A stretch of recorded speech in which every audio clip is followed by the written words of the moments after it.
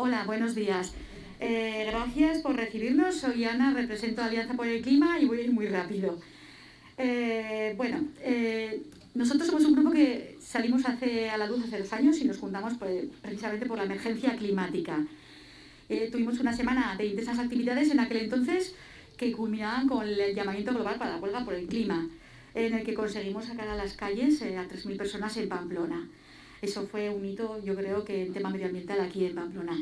Bueno, los grupos que conformamos la Alianza por el Clima somos Acción Clima, ATAC, CGT, Ecologistak Martxaneku, Errotxapeako Txirrindulariak, Extinction Rebellion, Fridays for Future, Greenpeace, REAS, Reforestación Nafarroa, SETEM y Teachers for Future, Oxfam Intermón y también particulares.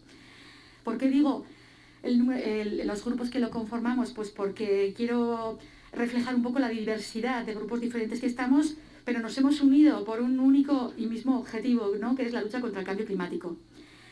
Mitigar el cambio climático es nuestro objetivo principal y, bueno, hay algunos con trayectorias más largas, ¿no?, dentro de estos grupos, pero hay otros grupos que son muy interesantes y emergentes, ¿no?, como son Fridays for Future, que nacen de la propia crisis climática, ¿no?, Teachers for Future y Extinction Rebellion. Destacar de estos últimos que debido a la emergencia climática ellos consideran que han tenido que pasar a la acción directa, no violenta.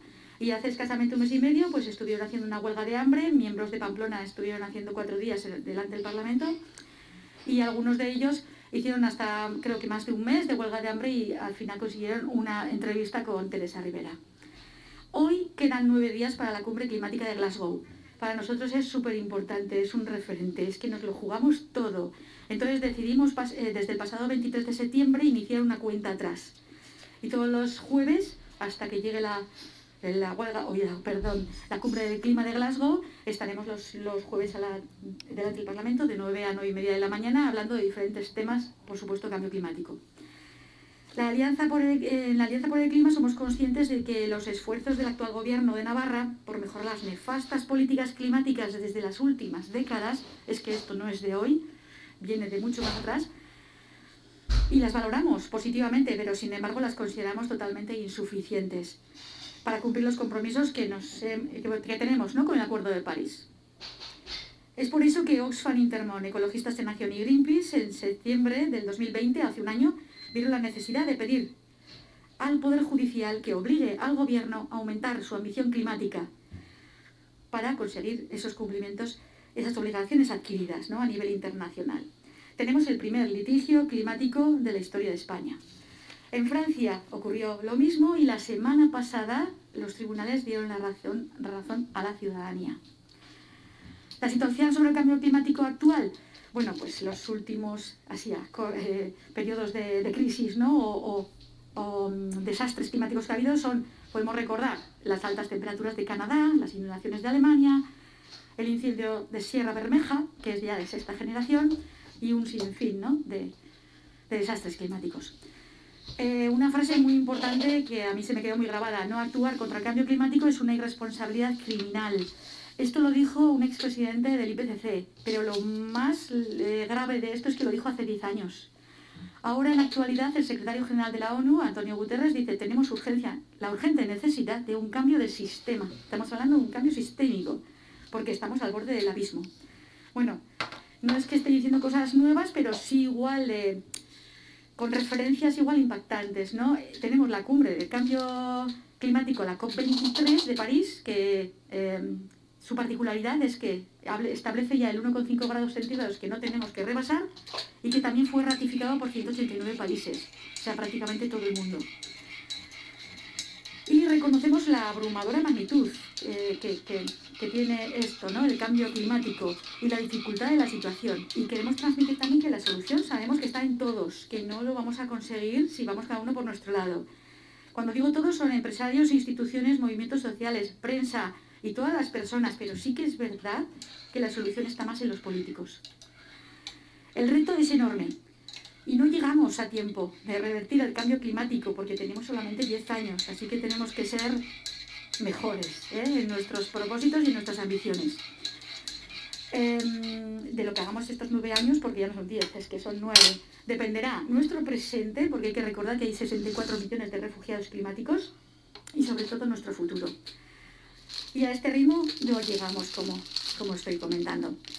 Nos parece fundamental decir la verdad sobre el cambio climático, porque es algo que no se ha dicho hasta ahora. Bueno, es que no solo se ha dicho, es que se ha estado en contra, ha habido negacionistas, ha habido intereses, los lobbies políticos. Ha sido un tema tabú, la prensa nos ha censurado. Entonces tenemos una gran deuda con que es uno de los principios rectores de la ley, que el decir la transparencia. Para actuar correctamente, la ciudadanía debe recibir información veraz y asequible sobre los efectos que pueden afectarle. Entonces nos parece básico el decir la verdad, pero con la boca grande. ¿Para qué? Para que actuemos en consecuencia. Si sabemos realmente comprender el cambio climático, podremos comunicarlo. Y a esto me voy a unas jornadas que ha habido recientemente del Gobierno de Navarra, desde el Departamento de Medio Ambiente con Life Nadacta, unas jornadas de 4 días que han sido muy interesantes, en las que destaco 2. La del primer día, Pello Iriarte, científico de la AEMET, en la que explica el contexto de crisis climática. Él comenta que el 6º informe del IPCC fulmina cualquier atisbo de duda de que el cambio climático no es de origen antropogénico. Y tuvo un gran impacto el informe, pero también fue efímero, algo que también nos debería alarmar mucho. La subida de las temperaturas es cada vez más rápida y más intensa. Y para el 2025 ya tendremos ya el 1,5 grados centígrados. Para el 2025, que estamos tanto a hablar del Acuerdo de París, para el 2025. El mayor aumento de las temperaturas será en el Ártico y tiene una amplificación ártica. Esto no es un sitio concreto, son kilómetros, o sea, millones de kilómetros cuadrados. La magnitud es enorme, ¿no? Y la ola de calor de Siberia de hace 2 años, nosotros percibimos desastres, ¿no? Pero no sabemos la magnitud de ellos. Pues esto dejó atónitos a la comunidad científica, porque las condiciones se esperaban para final de siglo y se han producido en 2020. O sea, la magnitud no la sabemos y es lo que tenemos que informarnos para comunicar, nos parece esencial. Bueno, otra ponencia muy interesante es la de Jesús de la Osa, que habla salud y crisis climática. Y me ha gustado muchísimo el enfoque que tiene, porque es verdaderamente, la crisis climática es fundamentalmente una crisis de salud pública.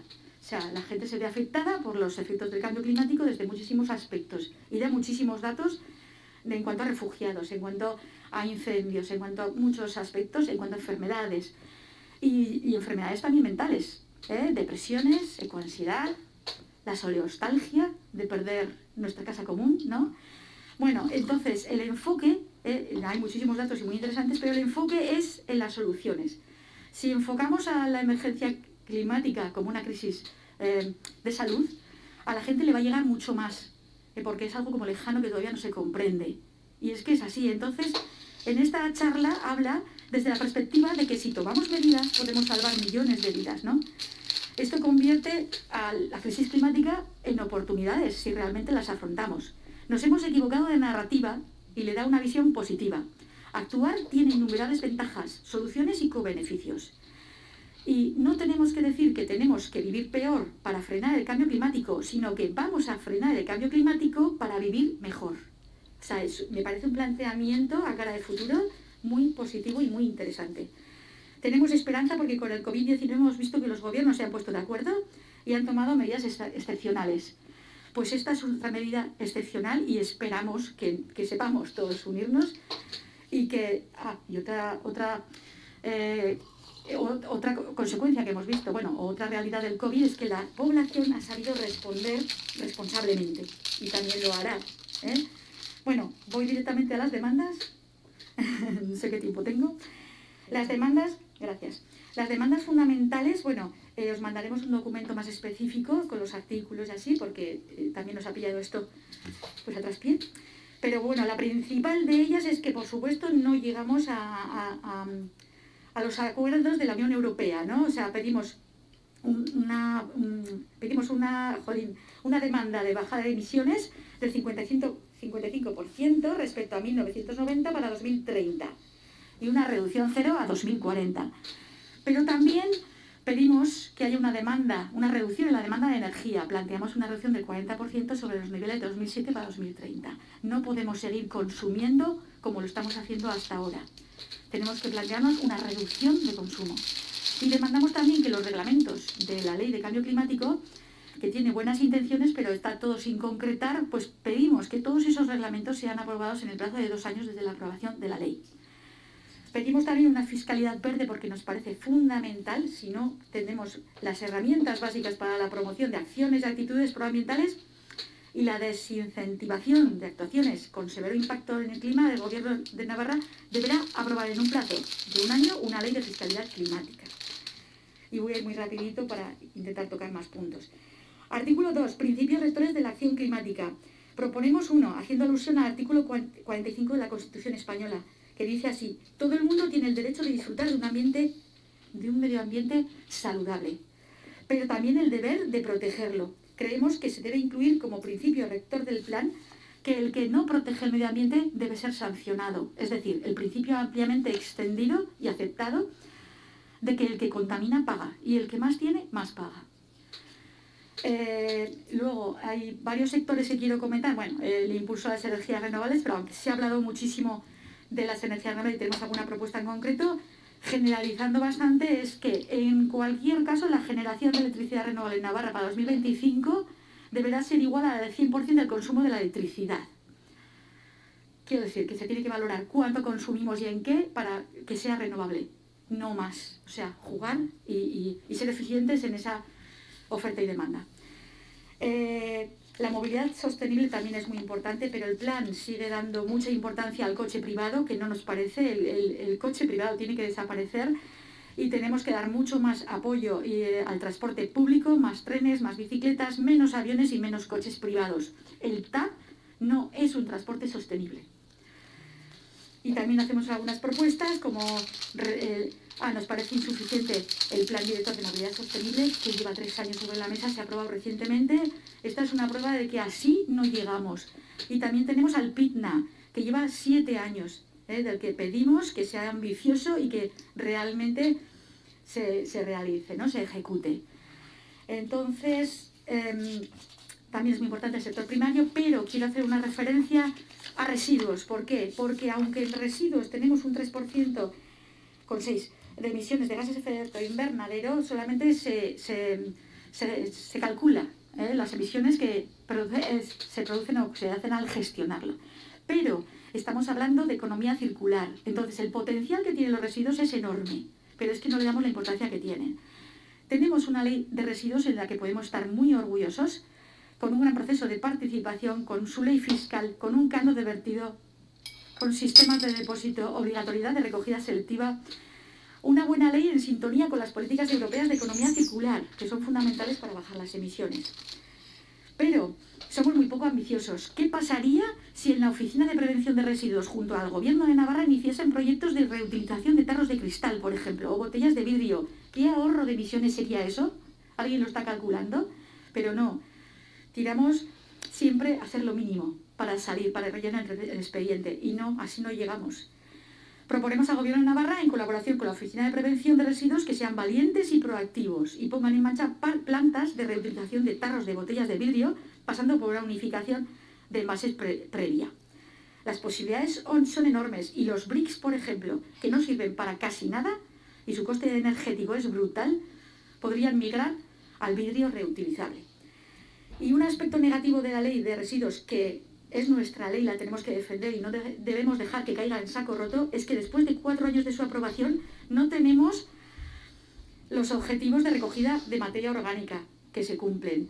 No se cumplen. No se ha creado el ente que se proponía, no se ha extendido totalmente la recogida selectiva, no tenemos en Pamplona ninguna planta de compostaje y tampoco sabemos si tendremos un vertedero. En el proceso de participación está muerto. Y lo digo a sabiendas, porque llevo 10 años, desde el Plan Integral de Gestión del PIGRIN, el antiguo PIGRIN, y ahora actualmente está muerto. Recordamos que uno de los principios de la ley era la autosuficiencia, teniendo en cuenta la proximidad para el tratamiento de los residuos, y se está quedando todo meramente declarativo. Queremos recordar que el PEMAR dice que todo donde hay que invertir realmente los esfuerzos es la separación en origen. Entonces pedimos al Gobierno de Navarra que revise y el plan de residuos y que si no se están cumpliendo los objetivos fijados ponga en marcha el régimen sancionador, porque si no, ¿para qué sirven las leyes? Quiero demostrar con esto que está muy bien, tenemos una ley de la que podemos estar orgullosos y que tenemos que tirar para adelante de ella y deberíamos estar recibiendo premios de Europa. pero no es así. ¿Y el por qué? Pues yo creo que porque nos lo tomamos en serio. Señora Balón, tiene Sí. que ir terminando. Y me remito a lo de antes, ¿no? Hay que saber la verdad y la magnitud y tomárnoslo en serio y realmente revertir el problema. La ley de residuos es un ejemplo de que no somos ambiciosos y que no nos lo estamos tomando en serio. Y bueno, como no voy a poder decir muchas cosas más, os pasaremos la documentación más detallada sobre los artículos que hemos propuesto. Y bueno, y nada más. Me gustaría terminar pues con un enfoque positivo, que a veces es realmente difícil, pero tenemos que hacerlo, tenemos que afrontarlo todos. Y es eso, que el COVID nos ha demostrado que se pueden hacer muchísimas cosas y que podemos unirnos para cuando realmente las condiciones son duras. Y esperamos que hagamos lo mismo con el cambio climático. Vosotros también podéis, porque nosotros también nos hemos unido para luchar contra el cambio climático y creo que no solo podéis, que creo que debéis hacerlo. Muchas gracias.